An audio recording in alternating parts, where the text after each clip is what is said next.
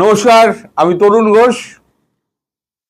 কিছুদিন আগে আমি কিছুদিন নয়, প্রায় বছর খানেক আগে আমি একটা ভিডিও করেছিলাম যে বাংলাদেশের প্রাক্তন প্রধানমন্ত্রী,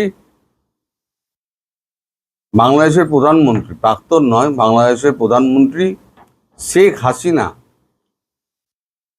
তাকে বর্ডারের আশেপাশে নিয়ে আসার কথা হচ্ছে। সে ভিডিওটা করেছিলাম অন্তত 1 বছর আগে। ঠিক করা হয়েছিল, মোদি ঠিক করেছিলেন যে পশ্চিমবঙ্গ হচ্ছে নিরাপত্তম একটা স্থান এবং সেখানে প্রচুর বাংলা ভাষাভাষী আছেন এবং তিনি বাংলায় কথা বলতে অভ্যস্ত। তিনি 2-4টে কথাবার্তা বলার লোক পাবেন। কিন্তু তৎকালীন আমাদের মুখ্যমন্ত্রী মমতা বন্দ্যোপাধ্যায় তিনি পরিষ্কার বলে দিয়েছিলেন যে আমি এই দায়িত্ব নেব না এবং শেখ হাসিনাকে আমার রাজ্যে আমি ঠাঁই দেব না। এখন রাজ্য সরকার যদি ঠাঁই দিতে অস্বীকার করে তাহলে তো আর জোর করে রাখা যায় না। কেন্দ্রীয় কোনো সংস্থার ওখানে বন্দী হয়ে থাকবেন। তো প্রকারান্তরে 1টা বছর কেটে যাওয়ার পর আমি ওই ভিডিও নিয়ে আর কোনো কথাবার্তা বলিনি। আজকে যে আমি পোস্টটা করেছি সেখানে আমাকে অনেকেই ওই কথাটা মনে করে দিয়েছেন। মনে করিয়ে দেওয়ার কথা কিছু নয়, আমার মনে আছে। আমি কি বলেছি সব আমার মনে আছে এবং এই জন্যই আমি আজকে এই ভিডিওটা করতে বসেছি। নইলে উনি ফোন করেছেন শুভেন্দু অধিকারী শুভেচ্ছা জানিয়েছেন, তাকে কলকাতায় তাকে আমন্ত্রণ জানিয়েছেন। এই তো আমি তো ভিডিও এমনি তো পোস্টেই দাবি বলে দিতে পারতাম, তাহলে ভিডিও করব কেন?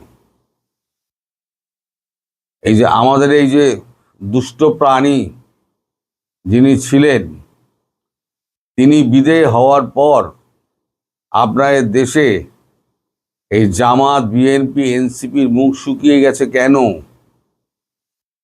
কারণ বর্ডার বন্ধ হয়ে যাচ্ছে, অস্ত্র চালান বন্ধ, চোরাচালান বন্ধ, নেশার বস্তু বন্ধ, আর মালকড়িও বন্ধ। এখান থেকে যে মালকড়ি যেত সেটাও বন্ধ। যার জন্য উনি হুঙ্কার দিয়েছিলেন, আমি যদি এক ইশারায়, আমি ক্ষমতায় আছি বলে, নইলে এক ইশারায় মানে একটা গোষ্ঠী পুরো কেটে কুচি কুচি করে দিতে পারে। কতটা হিন্দু বিরোধী একজন মুখ্যমন্ত্রী আমাদের পশ্চিমবঙ্গে বসেছিলেন সেটা ভেবে দেখুন। তার এই সমস্ত উদ্ধত কথাবার্তা মানুষ সব মনে রেখে দিয়েছিল। তাই মার ঝাড়ু মেরে ঝেঁটিয়ে বিদায় কর। এখন ঝেঁটিয়ে বিদায় করা হয়ে গিয়েছে। তার বাড়ির সামনে এখন 2টো পুলিশ দাঁড়িয়ে, যেখানে ওই রাস্তাটা ব্লক হয়ে থাকতো সেখানে 2টো পুলিশ দাঁড়িয়ে। ক্ষমতা গেলে এরম ভাবে আকাশ থেকে না নিচে ধপাস করে পড়তে হয়। পাবলিক তোমায় ক্ষমতা দিয়েছিল বলে তুমি যা খুশি তাই করেছো, স্টিম রোলার চালিয়ে দিয়েছো, একবারে রাজ্যটাকে মৎস্যন্যায় করে ফেলেছিলে। আজকে তার ফল ভোগো। তো যাই হোক, কালকে শুভেন্দুকে সন্ধ্যেবেলাতে উনি ফোন করেছিলেন হঠাৎ। কোথা থেকে নাম্বার জোগাড় করো কোনো ব্যাপার না, যা চাইলেই উনি পেয়ে যাবেন নাম্বার। শুভেন্দু সাধারণত ফোন ধরেন না, অমিত ধরেছিল। তখন উনি বলেছেন যে আমি শেখ হাসিনা বলছি। তখন শুভেন্দু তড়িঘড়ি বলেন, হ্যাঁ ম্যাডাম প্রাইম মিনিস্টার বলুন, আপনি কেমন আছেন? আপনার সঙ্গে কথা ব্যাপারে তো উনি শুভেচ্ছা জানান। তা যথারীতি এই সমস্ত কথাবার্তা হয়েছে। হওয়ার পর তখন শুভেন্দু বলেছেন যে আমি আপনাকে পশ্চিমবঙ্গে স্বাগত জানাচ্ছি। আপনি পশ্চিমবঙ্গে অতিথি হয়ে অন্তত কিছুদিন কাটিয়ে যান দেশে ফেরার আগে। এই কথাটার মধ্যেই লুকিয়ে আছে অনেক তত্ত্ব। দেশে ফেরার আগে আমার রাজ্যে এসে আপনি কটা দিন অতিথি হয়ে কাটিয়ে যান।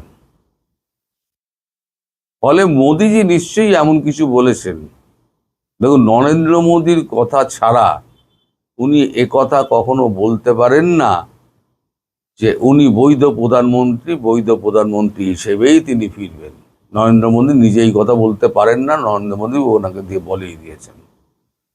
আর নরেন্দ্র মোদী এই কথাটাও বলেই দিয়েছেন, যেটা আগে ট্রাই করেছিলেন যে পশ্চিমবঙ্গে কোথাও নিয়ে যাওয়ার, সেইটা আবার শুভেন্দুকে দিয়ে বলেই দিলেন। এর আগে আমি আপনাকে বলেছিলাম যে তার বাসস্থান পরিবর্তন করা হবে, সে ভিডিওটাও করা আছে। দেখুন, 2 2 4 কিন্তু সব মিলে যাচ্ছে।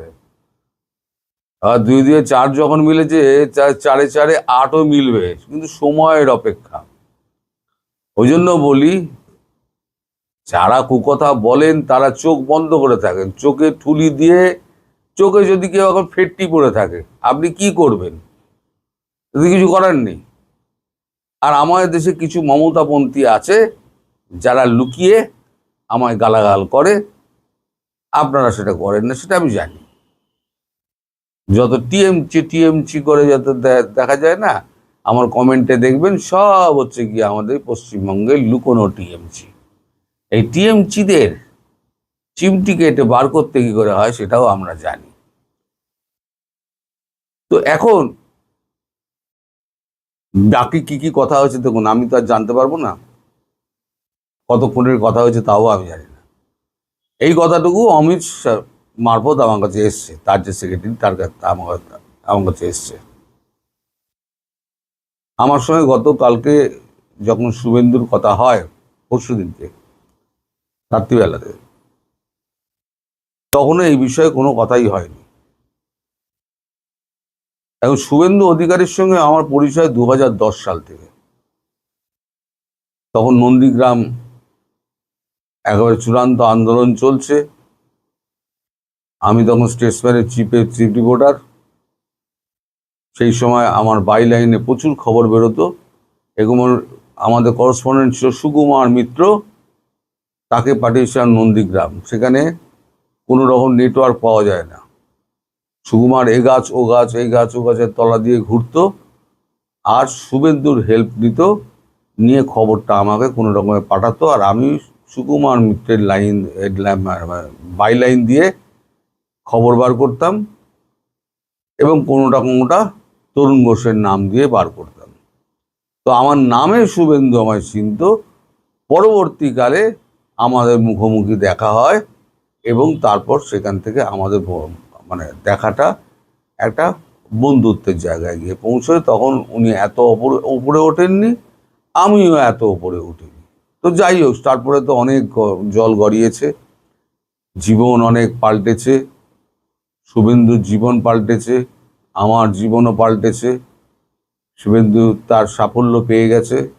আমি এখনো আপনার সঙ্গে ইউটিউবে ঝগড়া করে যাচ্ছি, আপনাদের গালাগাল শুনে যাচ্ছি এবং আপনাদের উপহাস শুনে যাচ্ছি। যার যা কপাল, বুঝলেন, যার যা কপাল তো কেউ করতে পারবে না। তো আমি যে শেষ ভিডিওটা করেছিলাম তাকে স্থানান্তরিত করার কথা হচ্ছে।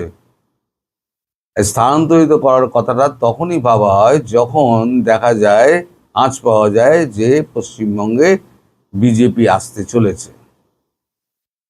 তাই এখানেই কোনো একটি জায়গায় তাকে সুরক্ষিতভাবে রাখা হবে।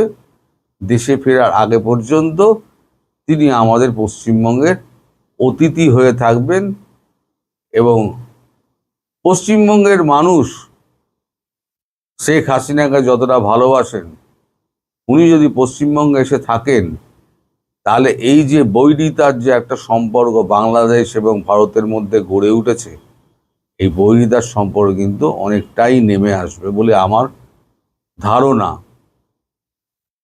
কারণ বাংলাদেশের মানুষ যেমন আওয়ামী লীগের সমর্থক, বাংলার ঘরে ঘরে আওয়ামী লীগের সমর্থক। বঙ্গবন্ধুর সমর্থক, এবং শেখ হাসিনা তাদের কাছে অত্যন্ত আপন। সুতরাং শেখ হাসিনার জন্য এখানে রেড কার্পেট পাতা রয়েছে।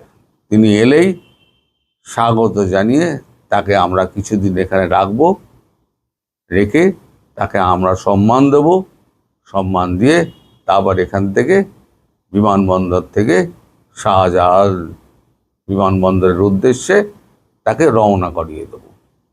এবার এটা নিয়েও অনেক হাসাহাসি হবে, অনেক লেখালেখি হবে। আচ্ছা, আমার একটা কথা হচ্ছে যে এই যে যারা এই সমস্ত বিদ্রূপ করেন, আপনারা যারা ভালো লেখেন, যারা আওয়ামী লীগ, তারা উত্তর দেন না কেন?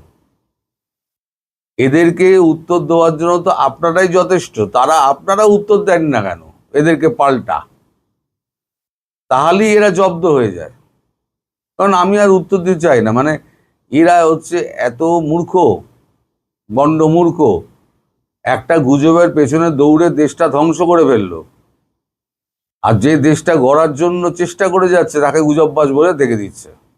এদের মূর্খ, গণ্ডমূর্খ ছাড়া কি বলবেন? গণ্ডমূর্খ বলা ছাড়া আর কিছু উপায় নেই আমার। তা আপনারা অপেক্ষা করুন, দেখতে থাকুন। উনি হয়তো খুব শিগগির পশ্চিমবঙ্গে অতিথি হিসেবে আসবেন, এবং বাকি কটা দিন উনি পশ্চিমবঙ্গে কাটিয়ে তারপর উনি হয়তো রওনা হবেন। ততদিনে ওই দিকের পরিস্থিতি অনেক পাল্টে যাবে। শুধু সরকারটা গঠন হতে দিন। আপনারা অনেকেই বলেন যে এইটা তো অনেকবার শুনেছি, তখন অবস্থা একরকম ছিল, এখন অবস্থার পরিবর্তন হচ্ছে। আপনাকে সামাজিক এবং কূটনৈতিক পরিবর্তনগুলো লক্ষ্য করতে হবে, না লক্ষ্য করলে আপনি বুঝতে পারবেন না। এই পৃথিবীতে পর্দার পেছনে অনেক খেলা হয়, যেগুলো আপনি জানেন না, আমিও জানি না, আমরা বুঝি না। আমরা সাধারণ মানুষ, আমাদের সামনে যা আসে সেগুলো আমরা বলি, কিন্তু অনেক আড়ালে খেলা হয়। সেই খেলা না আপনি ধরতে পারবেন, না আমি ধরতে পারবো, যতক্ষণ না পর্যন্ত আমায় ধরিয়ে দেওয়া হয়, এবং যতক্ষণ না পর্যন্ত বিভিন্ন খবর থেকে বিচার বিশ্লেষণ করে একটা জায়গায় আমি এসে পৌঁছাতে পারি এবং সেটা থেকে আপনাদেরকে বলি। এই হচ্ছে গিয়ে সাম্প্রতিক অবস্থা। আপনারা সবাই ভালো থাকবেন, সুস্থ থাকবেন, সাবধানে থাকবেন। পারলে আমায় আরও 4টে গালি দিয়ে দেবেন। সবাই ধন্যবাদ। নমস্কার।